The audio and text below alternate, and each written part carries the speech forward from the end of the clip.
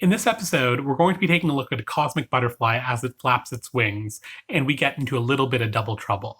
This is a picture in 1,000 words.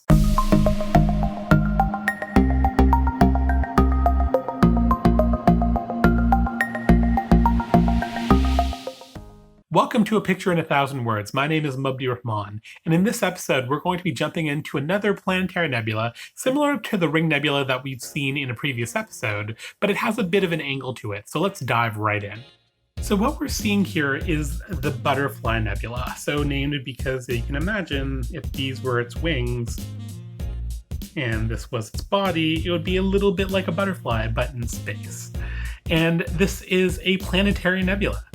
This nebula is about 3,400 light years away, so it's in our galaxy, but not super close to us. And this image size is approximately 1/30th of a degree.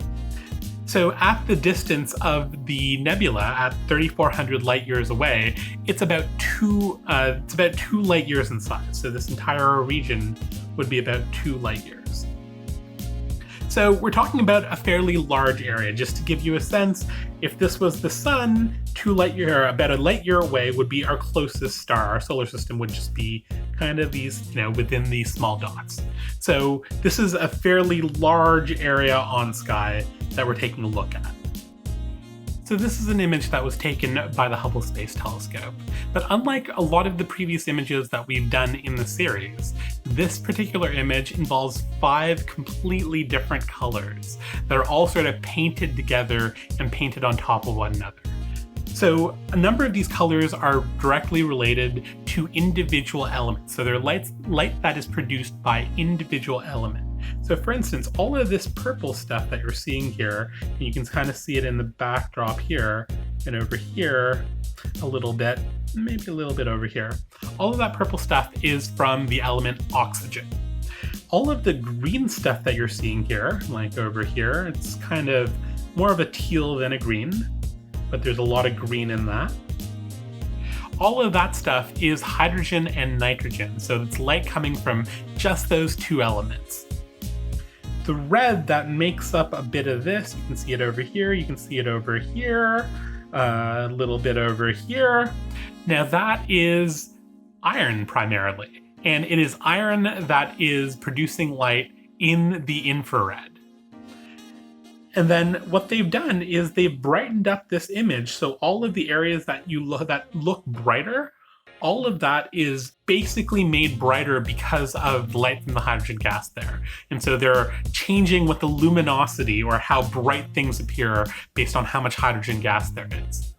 And then finally, you can see some blue sort of all over the place. Blue is also part of the teal, and that is coming from a lot of the infrared light. So what's creating that light is all of the light that's coming from this central source in the center is bouncing off that and scattering it out, and that's what we're seeing. It's all just really diffuse infrared light. And that's light that is much redder than the color red that our eyes can't see. So we're looking at a lot of colors that our eyes would be able to see, and some that our eyes wouldn't, because they're just too red for what our eyes would be able to take a look at. So the gas that you're seeing in this image is all approximately 20,000 degrees Celsius. So this stuff is hot, and it's flying out from this central point over here. Let me make that a different color. So flying out from that central point at around 1,000,000 kilometers an hour.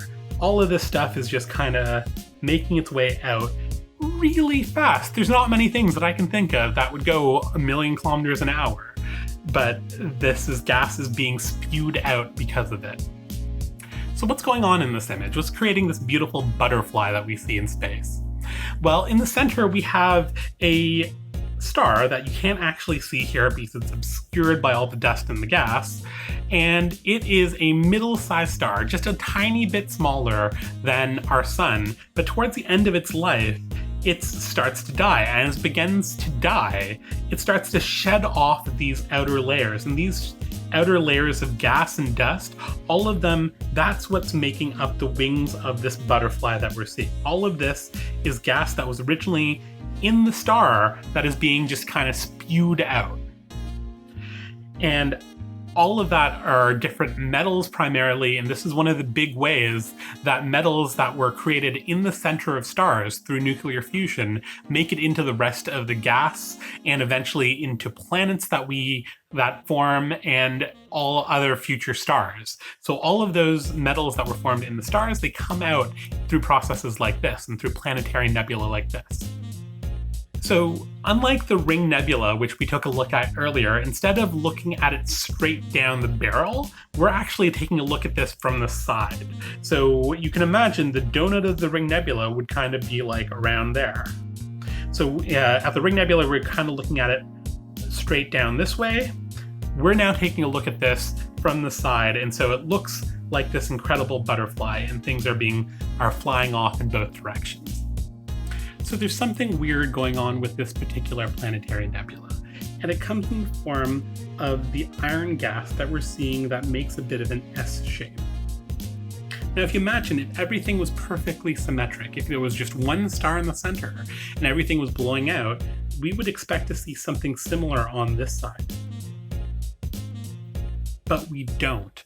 And what astronomers think is going on here is that there is another star that's spinning in here and it's twisting all of this, and that's why we get a jet that looks like this S shape. It's kind of like a sprinkler that you get a little bit, and as it spins around, some of that gas goes in one direction and the other bit of gas goes in the other direction. And so what we're seeing are two arms of the sprinkler.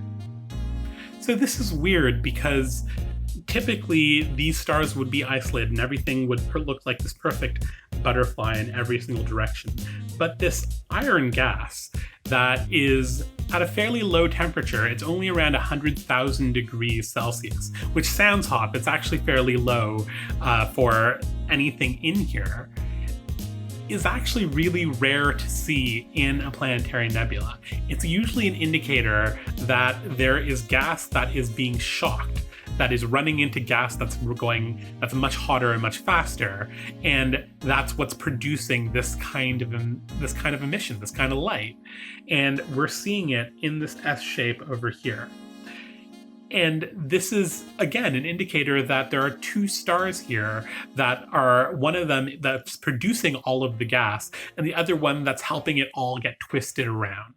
So this is really cool because it's allowing us to help understand how stars that have binaries, stars that have partners that are spinning around them, how they die and all the dynamics that are going on there, and showing us this incredible space sprinkler to give us a fantastic light show all across the visible and infrared spectra that Hubble could see for the first time.